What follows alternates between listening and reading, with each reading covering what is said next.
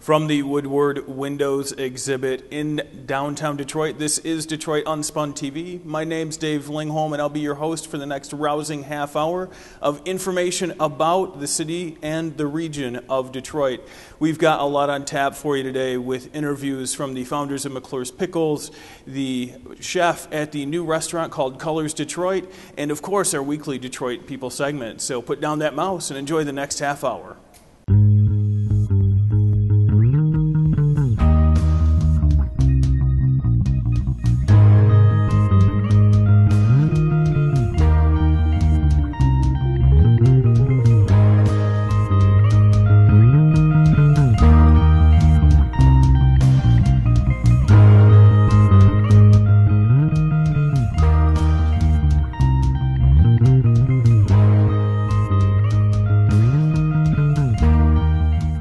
In this week's headlines, we learned from business leaders from Michigan that they're projecting the state of Michigan will add up to 500,000 jobs and see personal incomes rise by up to $18,000 by the year 2020. We also learned that the University of Michigan Health System got the go-ahead to invest $107 million in a new clinical services facility in Livonia. We also learned that the Detroit Housing Commission, which was under a federal receiver, is now fully back to the Detroit city government. And finally, from our own blog, we had a chance to sit down with the former journalist and current purveyor of Detroit Snob t-shirts, Desiree Cooper. It's a great interview that you need to be checking out. For information like this and more, please check us out on Twitter. Just follow us at Detroit Unspun. Now, our first story this week, we had a chance to sit down with the folks from McClure's Pickles. They're expanding, growing quite a bit, and Natalia got a chance to check out some of their products. She had a really brine dining experience. Chances are you like one of the following things just like I do. A good dirty martini, a Bloody Mary, a slice of pickle with one of your favorite sandwiches, or even some relish on a hot dog. So what do all these things have in common? Well, they're all product lines made available by McClure's Pickles. This is based in Troy, Michigan, and they're producing some of the highest handcrafted pickle products around. We're going to go inside, talk to one of the co-owners, Joe McClure, to learn a little bit more about it. So Joe, tell us a little bit about how McClure's Pickles got started. How did you get into this venture? I guess essentially McClure's Pickles started a long time ago when we were kids with my parents and my grandparents. Growing up here in Michigan, we made pickles every summer, just to hand out as Christmas gifts is what my dad did. So we pickled when we got fresh produce from Easter Market, bring it back to the kitchen on a hot August day, and basically made pickles for a whole day. And then we did that every summer for a long time, even during college. We came back and we made pickles. And then finally, about 5-6 years ago, me and my brother decided, this might be kind of a fun venture. People are really getting into food nowadays. Let's try to start up a small pickle company. So basically, that's what we did. We started with our spicy pickle, which is my great-grandmother's recipe, and slowly built the brand essentially. Did spicy pickles. We realized not everybody likes hot spicy pickles, so we made a non-spicy garlic and dill pickle. Then we expanded the line even further, and we started doing relish for barbecue season and whatnot. Then we did a Bloody Mary mix, which is actually has our pickle brine in there. So all you have to do is shake it up, pour it out, add a little bit of vodka, and you're set. And then we actually bottle the pickle brine as well. It's a little tricky marketing-wise, but it's really good in a dirty martini. Instead of olive juice, you put a little pickle juice, or you can do picklebacks, which is a shot of whiskey followed by a shot of pickle brine. Ooh. And then most recently, we teamed up with Better Made potato chip company, and we started making a pickled flavored potato chip, both a spicy pickled potato chip and a garlic dill pickled potato chip. Well, I think everything that's homemade and takes a little bit longer always tastes better. So what I understand is there's a lot of hand crafting that goes into this, and you try to use local produce as well. Can you tell me a little bit about your processing here? Yeah, absolutely. So come summertime, virtually all the produce is grown here in Michigan. We get a lot of cucumbers from the west side of the state, and then I'm down at Easter Market probably maybe 2 or 3 times a week picking up fresh dill, hot peppers and whatnot. And then, I bring them back fresh from Easter Market to the factory that morning, And I have about 15 people cutting cucumbers for about an hour from about 5 a.m. to 6 a.m. And then it's hand packed as well. There's no automation really. So we hand pack the jars, we fill them, cap them, and then we just recently got our first piece of automation, probably about a year ago, which is a label machine. So what it does is it throws a label on it, it codes the jar with a batch code and expiration date, and then basically we pull it off the line and case pack it, and then hopefully send it out to the door to customers. That's great. So where can a person find this stuff? Where can we buy this delicious pickle product? So a lot of our products you're going to find in gourmet retailers across Metro Detroit area, the Holiday Market, Plum Markets, the Whole Foods, Papa Joe's. They're slowly growing the brand essentially. You can find us at Eastern Market every Saturday. We have a little booth there selling. Same with Royal Oak Farmers Market. We're there just still selling ourselves as well. That's great. And you do have a website as well in case people want more information. Yes, we have a website, McClure'spickles.com. I can give you the whole story, and it has a locations page as well to where to find everything. It was great talking to Joe, learning more about McClure's Pickles. The really good news is that they're doing so well, they're going to be expanding to Detroit. For now, I'm just going to be enjoying some of these spicy pickle potato chips. From Troy, Michigan, this is Natalia Petrozek reporting. Back to you, Dave. In an attempt to bring more creativity, innovation, and excitement to the city of Detroit, the Collaborative Group recently announced their program called Challenge Detroit. And we had a chance to sit down with Deidre from the Collaborative Group to learn a lot more about this new program. So we're here today in Birmingham to learn a little bit more about a program called Challenge Detroit. And this one's really interesting to me because it's not just a program to incentivize people to move in the city, but it's also a program that's helping the community by making sure that there are community service projects in effect. So we're here with Deidre from Challenge Detroit. Thanks for taking a little time out with us. And first of all, if somebody hasn't heard of Challenge Detroit before, what's your elevator pitch? How do you explain it to people? Sure. Challenge Detroit is an initiative of the Collaborative Group. And the Collaborative Group, where we're at today, is an organization that brings together entrepreneurs and entrepreneurial thinkers from across the region, really focused on an initiative to help spur economic growth. Mm-hmm. And we believe that one of the ways we can do that, of course, we can touch on personal and professional things, but we really want to touch back on the philanthropic items as well. So that's where Challenge Detroit comes in. And Challenge Detroit is a program that's aimed at attracting and retaining top innovative entrepreneurial thinkers, those leaders of tomorrow who want to make a difference in our community and want to give back. And it will be enticing them to come to Detroit. And I say come to Detroit, and I mean it could be someone who's from Detroit, it could be someone who's from Michigan, it could be someone who's from Ann Arbor but has left and gone to New York and thinks, maybe this will be a good incentive to bring me back.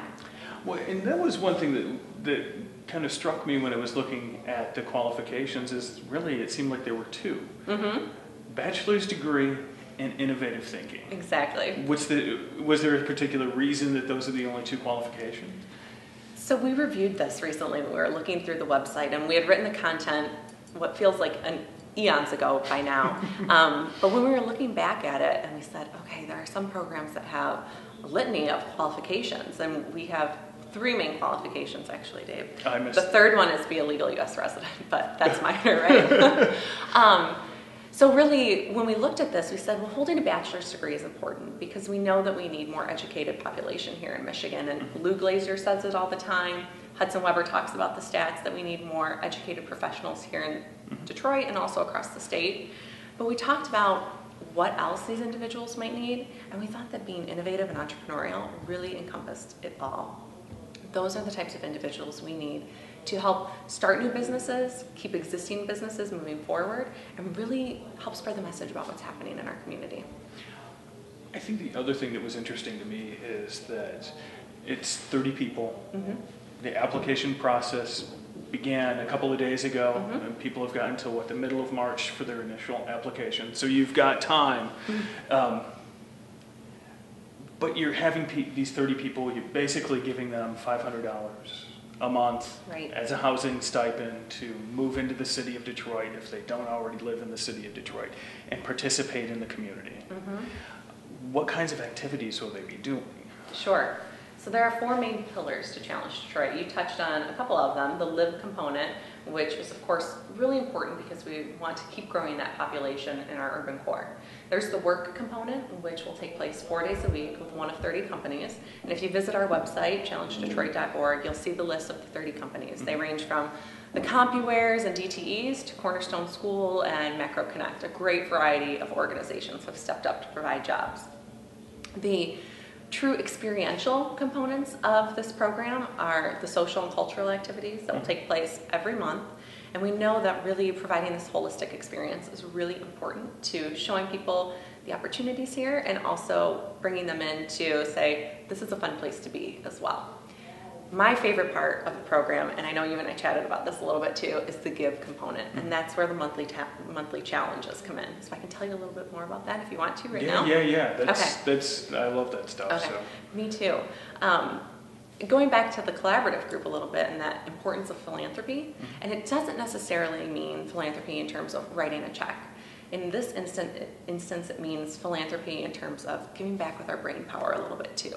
So every month we'll work on a different team challenge for 10 months during the 12-month program. And we've partnered with organizations, actually like the Detroit Regional News Hub, to work on implementing your strategic communications plan. We're also working with TechTown on a monthly challenge that will focus on social entrepreneurship and helping to grow businesses that really focus on the community's needs.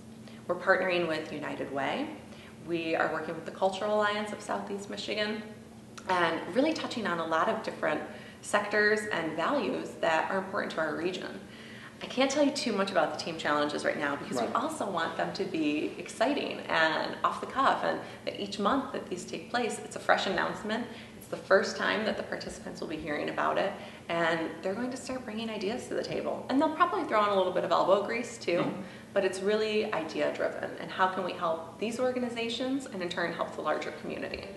Well, I know that part of the idea, at least to me, the natural extension of this is that you've got people who are just that much more excited about either the city itself or at least the region. And getting people out in the community is really important to do that. So, that's why I'm always excited about that. One thing that we did talk about too was this isn't going to be like everybody's got to live in the same place. Right. This isn't going to be like the real world where Puck's going to be sticking his finger in my peanut butter or anything like that. But people are going to be encouraged to live near each other, so there's that sense of community there as well. Exactly. So, as you said, it's not the real world. We're not looking for everyone to live in one giant loft together, although who knows, that could be a really interesting experiment, but that's not the purpose of Challenge Detroit. Our purpose and our intention is to bring these folks together in a community-based environment. So we're really close to sealing the deal on a housing partnership, so more information will be forthcoming on that. Right. So watch for news. But we're really looking for an environment that will promote collaboration, where we can host community gatherings, where we can work on the monthly team challenges together, where we can hear from speakers and mentors, and be in a convenient location that's urban, part of that urban core of Detroit, that's exciting, that has great nightlife, that has amenities and accessibility as well. So the community environment's really important to it. And also, one thing I want to make sure that I mention is that reaching back out to the community is also important to this. So whether it's through the application process, where the community at large will be able to vote on video applications from all of the participants, or I should say the semifinalist participants. Okay. And then we will also have an opportunity, or many opportunities, for the community to engage throughout the year-long program, whether it's checking in on social media and blogs, or actually attending some of our community-based events. We want this to be a community program. Now, one thing, I know that you just started taking applications, so I doubt that there's a ton to look at yet, but what's been the general response that you're getting when you start talking about the idea of Challenge Detroit with people? Pure excitement. I actually, on Monday, I responded over the past probably 6 months or so, even though we've been really flying under the radar, we have had some interest and some inquiries, probably about 100 or 200 folks that have reached out and said, please let me know when applications are up. I want to be a part of this. I'm so excited about what's happening in my hometown or in Detroit. I'm from New York, whatever it might be. Mm-hmm. So I reached out to all of those folks on Monday, and I got such great response that, oh my gosh, I can't believe this is finally up. I want to be a part of it. I'm so excited. And we've gotten a lot of great response from our friends and colleagues as well. But I think that most of the folks that are applying, it's interesting to me, one thing I've noticed, that people who've spoken with me or sent emails are people who in many instances have a small business or have started a nonprofit, and it seems like they're looking for a little bit more experience, maybe with one of these companies, and they want to see how they can give back. So yes, to the organizations that they're working for, but mostly to the community. So maybe the nonprofit is something that they're doing on the side, or maybe this small business is something that takes up their weekends or their evenings, but they want to give back even beyond that, and that's really exciting to me. Well, thanks again for joining us. And for more information about this really cool and exciting new program, check out the website, challengedetroit.org. As many of you know, Thursday marked the 175th anniversary of Michigan becoming a state.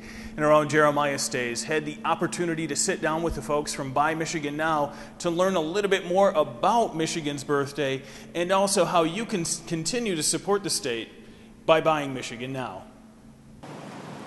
This week, we're celebrating Michigan's 175th birthday. Did you know that Michigan has always been a place for young leaders? Behind me is a statue to our first governor, the boy governor, Stevens T. Mason.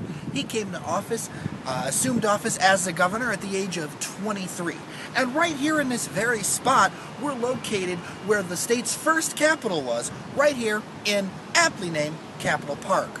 Now you might be wondering, how is it that you can celebrate Michigan's birthday? Well, there's a website called BuyMichiganNow.com that has started this campaign, hashtag Mich175, and what they do is encourage you to buy Michigan and buy local. Well, you know, I run the Buy Michigan Now campaign, which is geared toward not only getting people to buy Michigan products, Michigan-made products and from Michigan-based businesses, but also about promoting positive news about Michigan. And when we did a little math and realized Michigan's 175th anniversary was coming up, it seemed like an awesome opportunity to get people to talk about and spread good news and beautiful pictures and all the great fun things about Michigan. Some of the businesses have jumped on board, which is excellent. Tubby's Sub Shops, for example, did $1.75 of their 6-inch famous original subs on the actual anniversary of January 26th. We've got Hiller's Market that's doing a food fair, Michigan food fair with like 25 vendors to do that.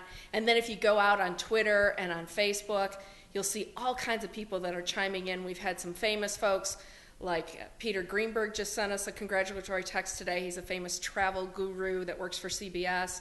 We've had Sam Champion from Good Morning America. We've had Suzanne Senna and Aaron Cummings, actors, chiming in. Bachelor Bob, who used to be on ABC and now has his own show on HGTV. Famous people from Michigan that also wanted to share their love for the state, which has been really fun. And we've really tried to create something special and a place for people to really come to generate commerce and get excited about the state. So about 4 years ago is when I started the campaign, and really I have a consulting business that takes me around the country. And I kept coming home and finding another person had lost a job or somebody was losing their home or a business that I loved was closing. And I got frustrated about helping other economies get better and wanted to do something here. If every Michigan household shifted just $10 of our weekly spending to Michigan-made products or Michigan-based businesses, collectively we'd put about $37 million a week back into our economy. So look in your grocery cart. That's adding 1 or 2 new products. It's not a huge amount. That's a great place to start. We do wine, we do beer, we do, Faygo soda, we do all these great beverage products as well as food products. And then it's looking at locally owned independent restaurants when you're going out to dinner. Look for, markets that are locally owned. Meijer's a great example. They're just adding a whole bunch of new Michigan-made products to their line.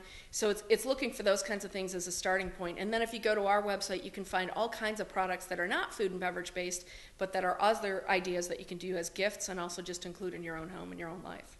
For starters, go to BuyMichiganNow.com. Check it out. We have a pledge. If you believe in what we're doing, you can just add your name, city, state, zip code to show your support so we can illustrate for Michigan-based businesses that we're serious about supporting them with our dollars if they are serious about keeping jobs here. So that's a great thing to help us keep the initiative going. And then if you've got a business, add a business, and then start searching the directory, start searching the grocery guide, share the site with other people on your Facebook and other social media outlets that you use, and just help us spread the word. Wasn't it great to learn a little bit more on how you can buy Michigan now?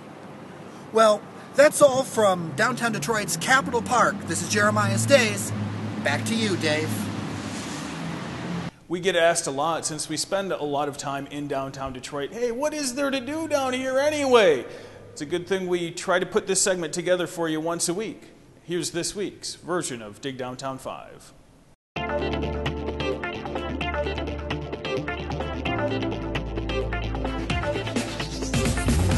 Happy 175th birthday, Michigan. And we know you're probably coming downtown Detroit to commemorate the anniversary, and you're probably coming to Capitol Park.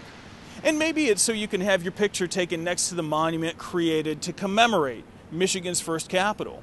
Or maybe it's so you can have your picture taken next to the statue of Stevens T. Mason, Michigan's boy governor. In either case, we figured you'd want to have a few things to do while you're downtown, so that's why we put together this week's Dig Downtown 5. Number 1, Archicritical, Evolving Detroit's Architecture Criticism. And this is a panel discussion that looks like a who's who of Detroit architecture writers. And we've got to tell you, you budding architecture nerds are really going to enjoy this event. Number 2, Behind the Scenes at the Joe Louis Arena. The Detroit Historical Society is giving you a great inside look at what the Joe Louis Arena really is like. No word yet on whether or not they're going to let you sit in Ken Cal's chair, however. Number 3, Before They Were Famous, Behind the Lens of William John Kennedy. Now, the long, sharp, curious, modern, and contemporary art gallery has been a real shot in the arm for Detroit's burgeoning art scene. And this collection is a great one, especially because they're giving us a glimpse into what the life of Andy Warhol looked like before his 15 minutes of fame. Number 4, Sunday Night Veg Out. If you've been looking for a chance to go to Nancy Whiskey's and haven't found the time, this is your opportunity. Vegan soul food, great music, better shots. This is a great destination for you this weekend. And number 5, Burst Radio Live with special guest John Jor. Now, this particular podcast is one that I really enjoy listening to when I'm writing the script for this video. So I highly encourage you to check out the guys that put together some of Detroit's most innovative music week in and week out. From outside the Woodward Windows display on Woodward Avenue, that's this week's Dig Downtown 5. If you believe Chef Phil Jones, behind every good meal is a great story, then he's telling quite a few great stories at the new restaurant downtown called Colors Detroit. Here's a quick look at what they're doing. Downtown Detroit's newest restaurant is Colors Detroit, and they've got a unique mission, not only to train employees on how to be great restaurant workers, but also to make sure as much of their food is sourced locally as possible. We had a chance to catch up with Chef Phil Jones to ask him just why that's so important.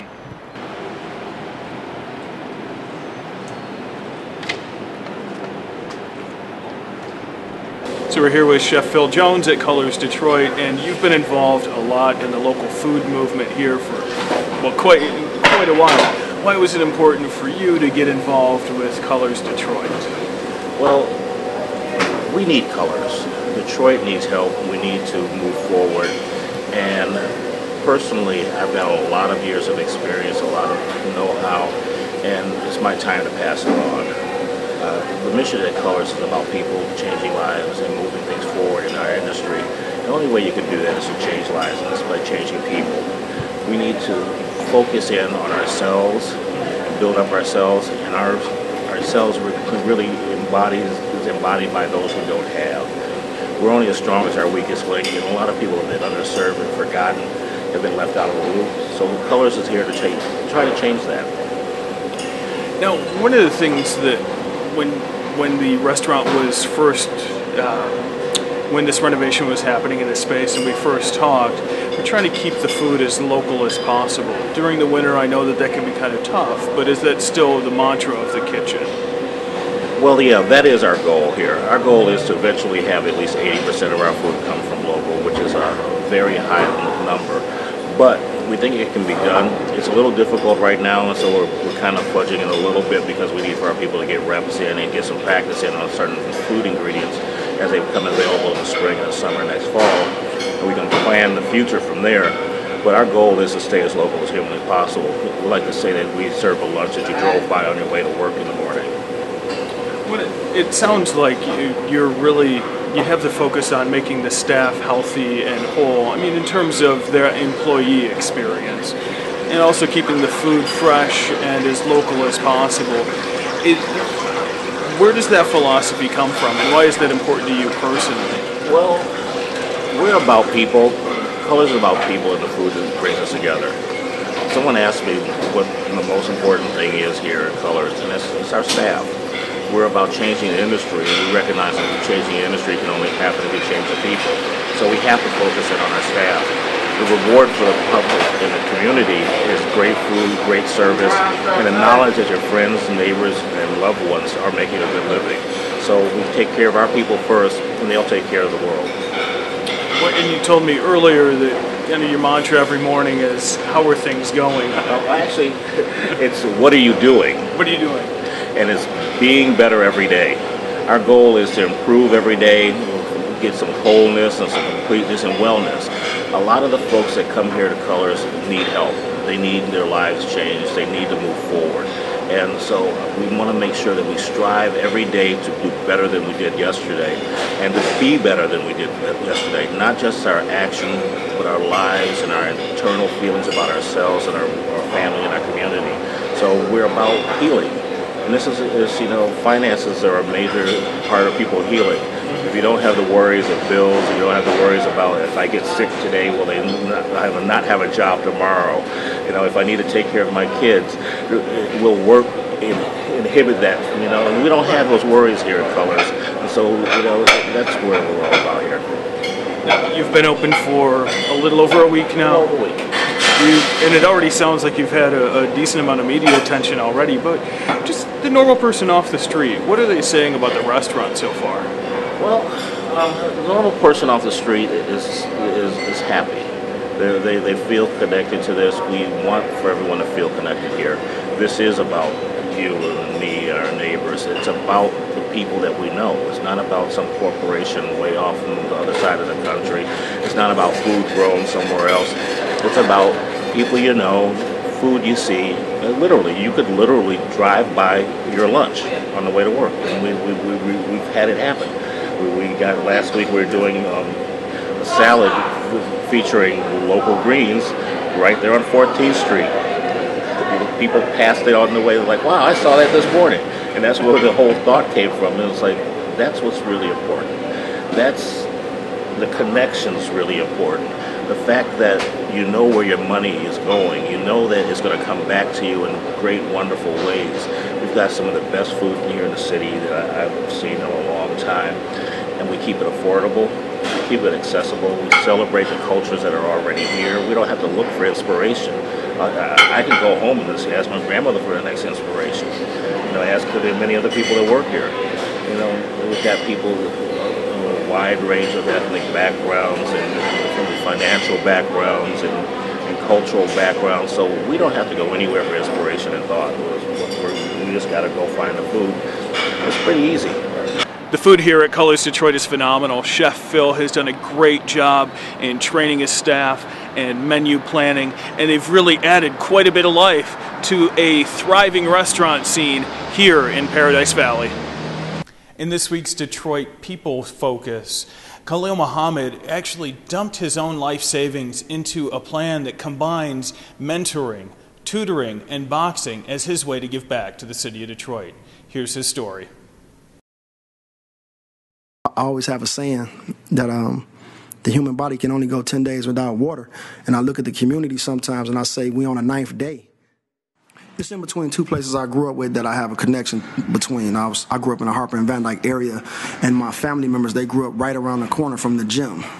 And so this is the ideal place to give back to the community where I spent most of my time at.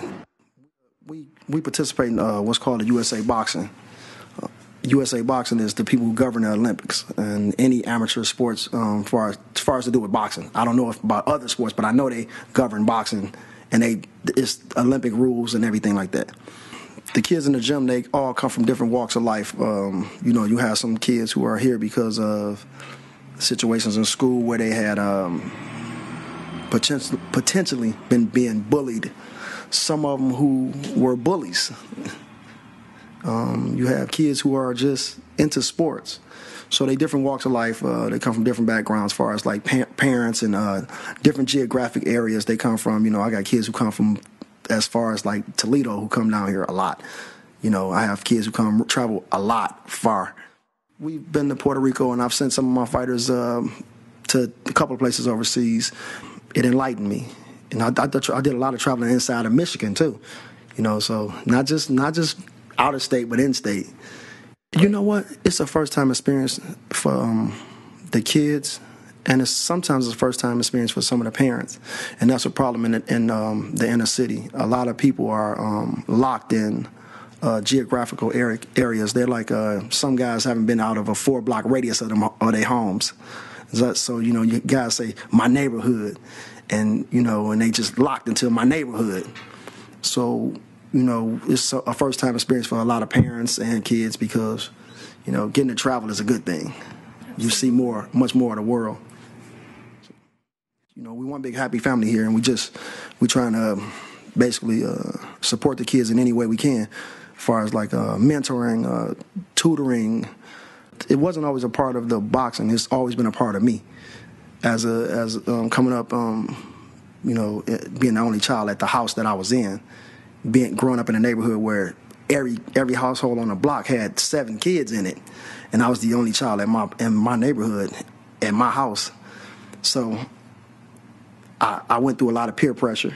I fell victim to peer pressure at times myself. And then I turned that around and became somewhat of a leader. And then I was like, well, I could take this and use it for something positive, what I learned from trial and error. So I started mentoring the younger guys around me, trying to keep them out of trouble, telling them not to go the way that I went, and some of my people that I saw around me go. So then, if you're around me, you're going to get some advice, and I'm going to give you advice. Thanks for checking out the last half hour of Detroit Unspun TV with us. We hope it's been an informative half hour. There are a lot of people that we need to thank that make this show work. One, the Farbman Group for letting us film this here in the Woodward Windows exhibit. And of course to the Detroit Tigers for signing Prince Fielder, so we got even more to cheer about this baseball season, hopefully baseball in October. Jeremiah stays behind the camera. Ashley Hennon keeping us on time. And of course you for watching. Buena suerte, Detroit.